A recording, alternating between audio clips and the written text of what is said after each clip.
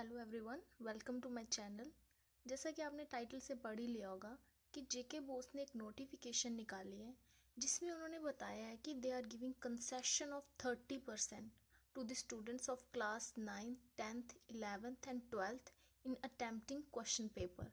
Means जो winter zone में exams होने हैं अब नवंबर 2020 में और समर जोन में जो होने हैं मार्च में 2021 में, उसमें उन्होंने बोला है कि बच्चों को 70% of the paper he attempt करना है।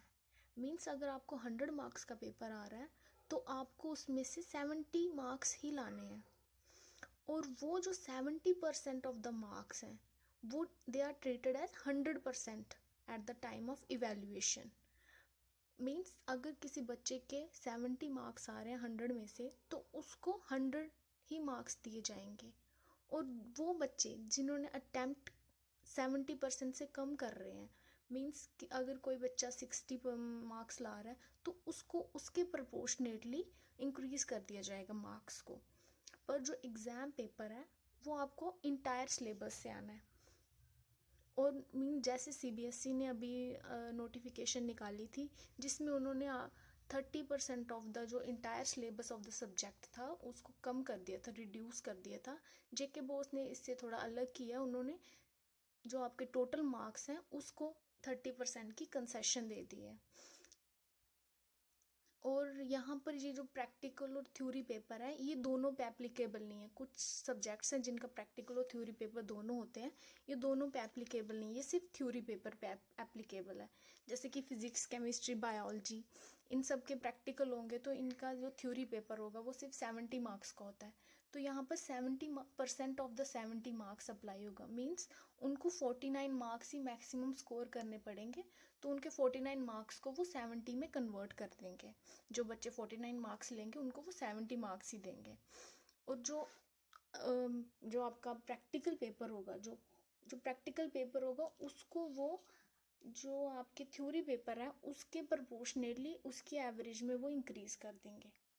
एक्चुअली जेके बोस ने ये स्टेप इसीलिए उठाया है क्योंकि उनको लगता है कि कुछ बच्चों ने, जैसे कि अभी सिचुएशन चल रही है, सब बच्चे घर पे ही हैं, कोरोना की सिचुएशन है, तो उनको लगता है कि कुछ बच्चों ने ऑलरेडी प्रिपेयर कर ली होंगे कुछ चैप्टर्स, तो उन बच्चों को इस चीज़ का डिसएडवांटेज ना हो जाए। जैसे सीबीएसई ने रिड्यूस कर दिया सिलेबस, तो जो बच्चे जिन्होंने पहले से उन सब्जेक्ट्स को प्रिपेयर कर लिया, उन सब्जेक्ट्स के वो चैप्टर्स प्रिपेयर कर लिए हैं, तो वो उन बच्चों को वो इस चीज़ का डिसएडवांटेज ना हो जाए।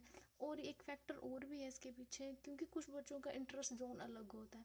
तो हम अगर कोई सब्जेक्ट डिलीट कर रहे हैं, फिर अगर कोई चैप्टर्स डिलीट कर रहे हैं हम किसी सब्जेक्ट्स के, तो मुझे लगता है कि ये फेयर नहीं है। कुछ बच्चों का हो सकता है वही स्ट्रॉन्ग जोन हो जहाँ से वो मैक्सिमम स्कोर कर सके, तो उन बच्चों को इस चीज़ का डिसएडवांटेज है जो सीबीएसई ने नोटिफिकेशन निकाली है। अब अगर मैं आगे बात करूँ इंटरनल असेसमेंट और एक्सटर्नल प्रैक्टिकल्स की, उनके मार्क्स मिलेंगे on the basis of marks obtained in respective theory paper on proportionate basis. अब अगर जो बच्चे 9th क्लास में पढ़ते हैं उनको मार्क्स कैसे मिलेंगे? उनका एग्ज़ाम जेके बोस कंडक्ट नहीं करवाता है, उनका एग्ज़ाम कंडक्ट करवाता है स्टेट इंस्टीट्यूट ऑफ एग्जामिनेशन। वो वैसे अलग से नोटिफिकेशन निकालेगा, मगर उनको जो मार्क्स देने हैं वो 10th, 11th, 12th को जिस तरह से मार्क्स मिले हैं उनको भी वैसे ही मार्क्स दिए जाएंगे। They also have to attempt 70% of the question paper. बोस ने एक और बहुत इंपॉर्टेंट चीज़ नोटिफिकेशन में मेंशन की है for the private annual bi annual reappear fail students, जो कि विंटर जोन के हैं। वैसे समर जोन वाले भी इसे थोड़ा ध्यान से सुने, क्योंकि अभी वैसे तो नोटिफिकेशन में आपके लिए कुछ मेंशन तो नहीं किया है, पर उन्होंने ये ज़रूर मेंशन किया है कि अगर ऐसी कंडीशंस रही तो आपके भी एग्ज़ाम्स उसी तरह से होंगे। जेएनके बोस ने बोला है विंटर जोन के बच्चे जो रीअपेयर हैं इन मोर देन 2 और मोर सब्जेक्ट्स, और वो बच्चे जो फेल हैं, मीन्स जिन बच्चों का एक ही सब्जेक्ट पास हुआ है, उनके एग्ज़ाम्स नहीं हो पाए हैं annual bi annual due to corona virus, तो उनको मार्क्स अब कैसे अलॉट किए जाएंगे।